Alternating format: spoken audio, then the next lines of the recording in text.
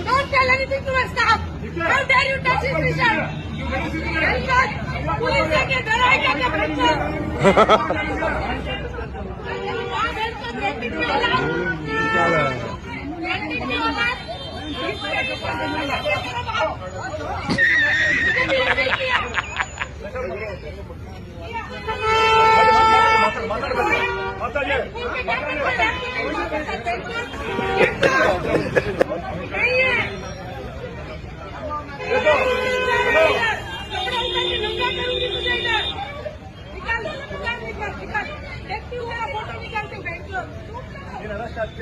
ಕಷ್ಟಕರ ಮಾತಾಡೋದು ತಪ್ಪ ಹೇಳ್ತೀನಿ.